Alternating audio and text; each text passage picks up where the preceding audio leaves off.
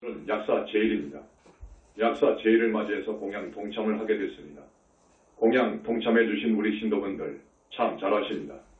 약사 부처님께 공양을 올리기 전에 약사신앙, 약사 부처님에 대한 신심을 제거하는 의미에서 소참법문을 하기로 했습니다. 소참법문이기 때문에 법상도 이렇고 시간도 20에서 30분 정도로 약사 부처님의 위신력과 그 부처님은 어떠한 부처님이신가에 대해서 약사열의 번원경을 중심으로 간단하게 법문을 하겠습니다. 여기 사바국토, 사바세계에서 동쪽으로 시팡하사 불찰밭에 정률이라는 정토세계가 있는데 거기가 우리가 말하는 약사궁입니다. 서방정토 극락세계보다 한 차원 높은 극락세계입니다. 우리 고성문헌은 약사 정토와 링크가 되어 있습니다. 이것은 대단한 이야기입니다. 특히 오늘 같은 날은 여기가 본부가 됩니다. 약사 정률이 세계와 하나가 되어 있습니다. 우리 약사열의 부처님은 부처님의 자랑스러운 아들이시고 수많은 3개의 붓다들 중에서 부처님 방만은 모든 붓다님들 중에서 정말 거룩하신 어른이올시다. 박수. 부처님 계신 때는 지금부터 무량겁 전에 불과를 이루셨습니다. 그분의 소원은 약사열의 번원경을 보면 12가지가 있습니다. 12대원. 이것을 줄여서 말씀드리자면 춥고 배고프고 아픈 중생. 춥고 배고프고 아프다고 하면 그 이상 불쌍하고 고통스러운 게 없죠. 그런 중생 건지는 것을 소원으로 하시는 정말 우리에게는 한시도 잊을 수 없는 우리 고통받는 중생들은 한시도 잊어서는 안 되는 부처님입니다. 그래서 약사 부처님을 항상 염하고 기도하고 약사열의 부처님의 경전을 읽고 다라니 하고 공양을 올려서 이렇게 인연을 맺으면 이 사람은 살게 되어 있어요. 이 사람만은 살게 되어 있습니다. 어떻게 사느냐 하면 이 약사열의 번원경에 이런 구절이 있습니다.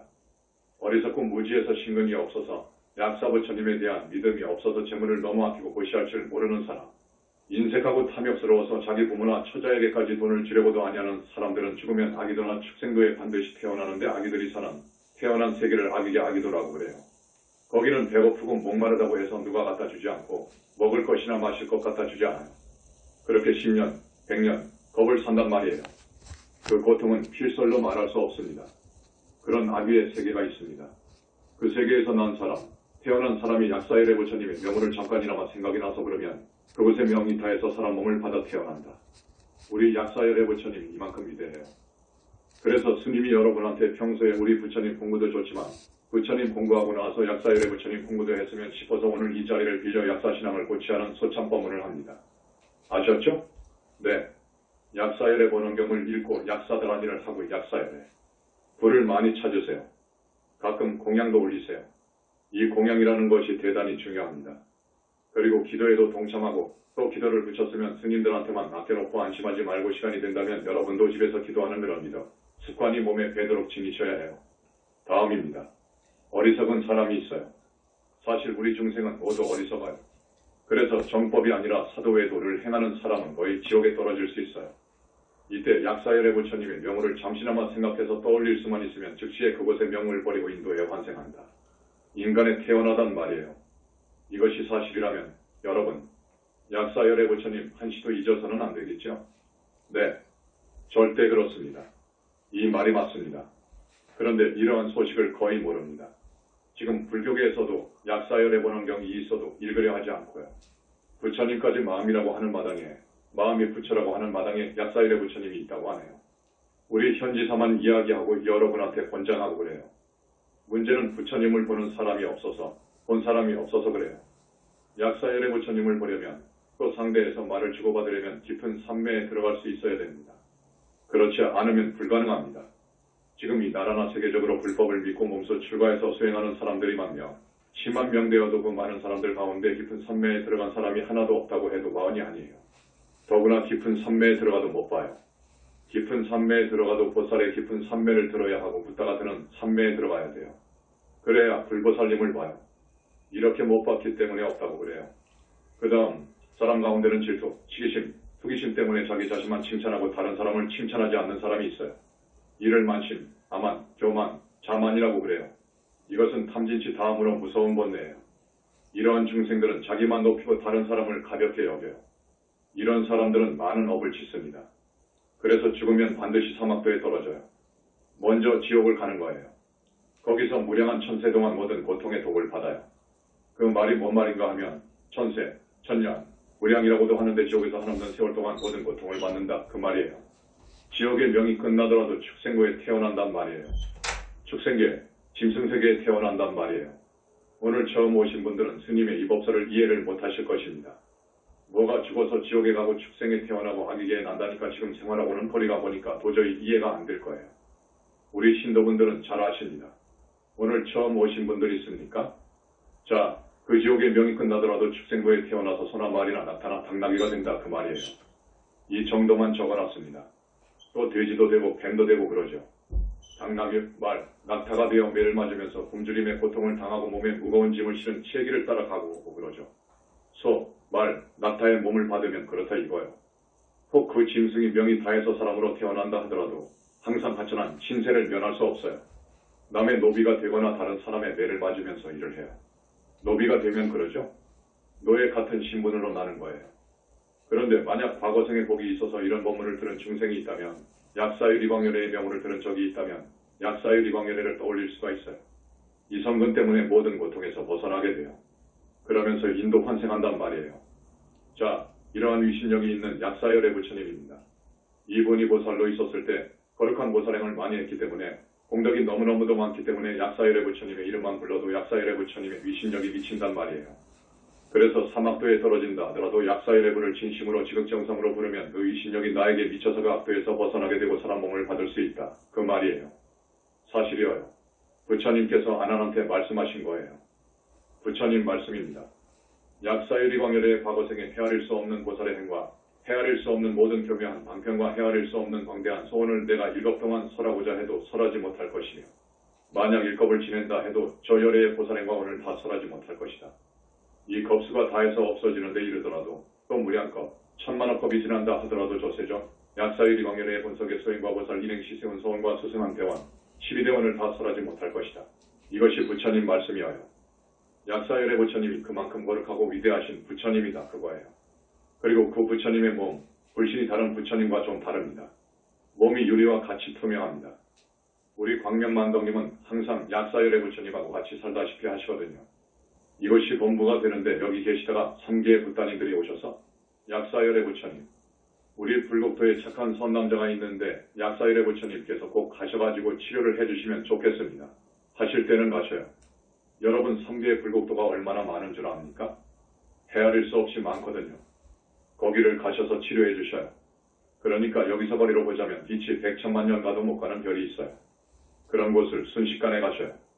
부처님들은 그렇게 빨라요. 몸이 무량광으로 되어 있기 때문에 그래요. 순식간에 몇백억 광년의 거리를 순식간에 가셔요. 그래서 치료를 해주시고 온단 말이에요. 그런데 거기가 계시더라도 여기 광명태사부님하고 통화를 얼마든지 할 수 있어요. 지금 거리에 있는 것처럼 행한단 말이에요. 좀 빨리 오시면 좋겠습니다. 하면 5분 안에 감세. 지금 수술 중이니까 4에서 5분만 기다리소. 해서 딱 수술 마치고 오신단 말이에요. 약사열애 부처님은 한시도 영일이 없어요. 편안한 시간이 없어요. 쉬는 시간이 없어요. 그렇게 중생을 위해서 뛰신단 말이에요. 그 공덕은 얼마나 많겠습니까? 성불한 이래로 보살행의 공덕을 한없이 많이 쌓으신 분이어요. 이 우주만큼 공덕이 커요. 그렇기 때문에 약사열애 부처님을 부르면 지옥 중생이 즉각 인도환생을 하지요. 우리 약사열애 부처님은 주로 병고에서 건져주시지만 아까 말씀드렸듯이 약사열애 번원경을 읽어보시면 12가지 소원이 있어요. 12가지 소원을 스님이 줄여가지고 춥고 배고프고 그리고 아플 때 이렇게 3가지로 말한 거예요.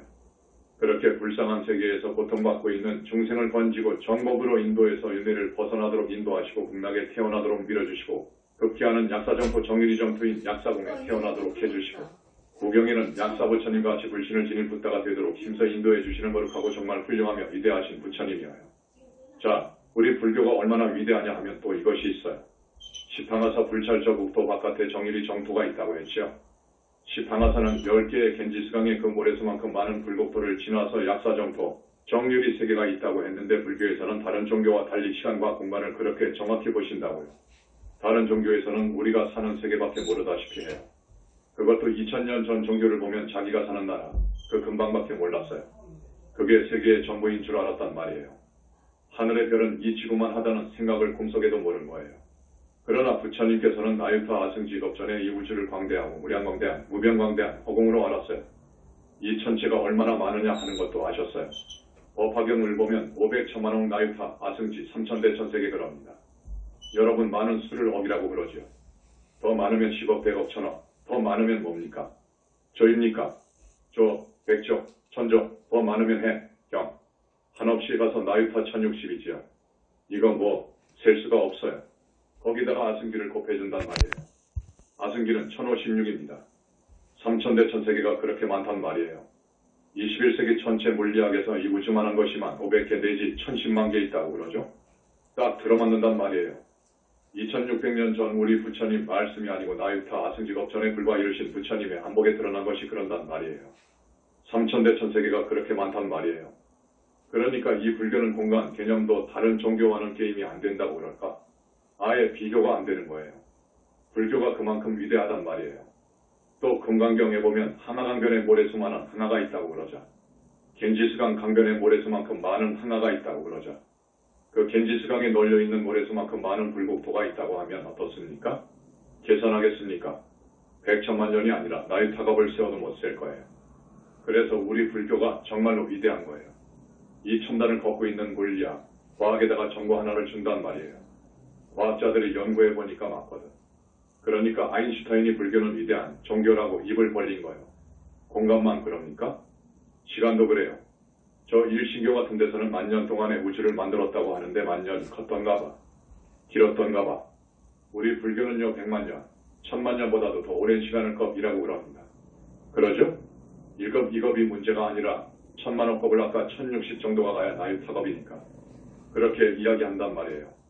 그러니까 이거 상상할 수가 없어요. 현대를 살고 있는 우리 중생들이 불교를 보면 이런 종교가 있느냐 이거예요. 우리 현지사는 부처님이 계신다는 것을 알았어요. 2600년 만에 처음 한 거예요. 박수.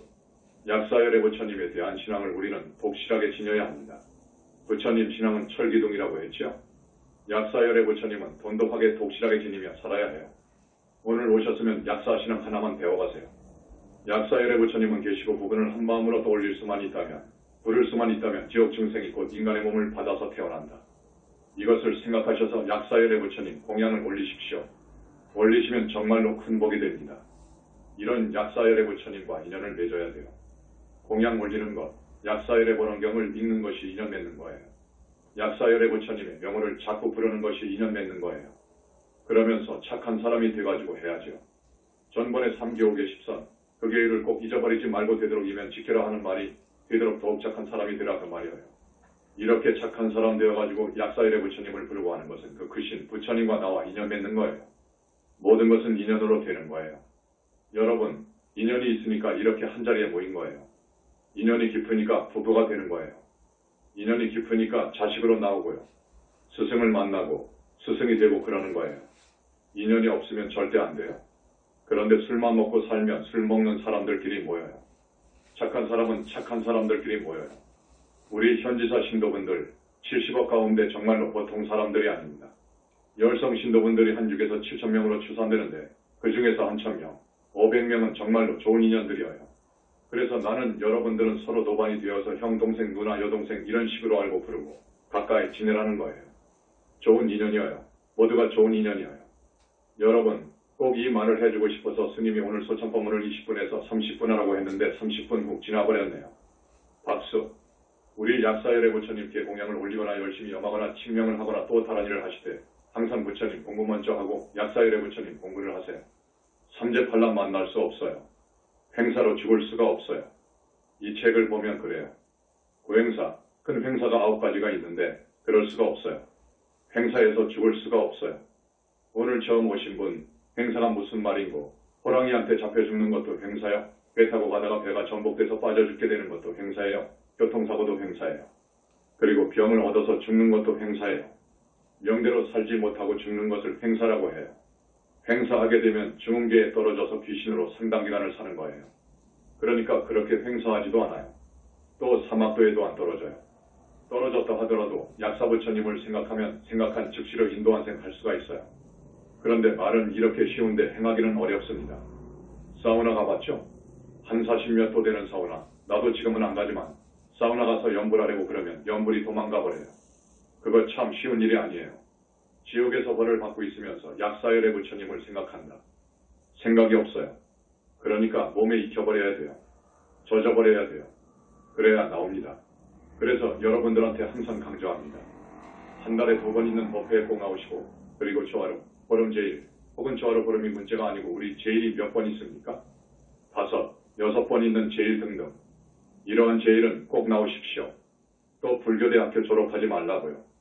졸업식은 있지만 졸업하지 말라는 것은 이 정법에 딱 젖어 있도록 하기 위해서 그런 거예요. 아셨죠? 약사열애 부처님 항상 잊으면 안 됩니다. 예, 그러면 여러분 정말 사는 거예요. 오늘 이만 하겠습니다. 33분이에요.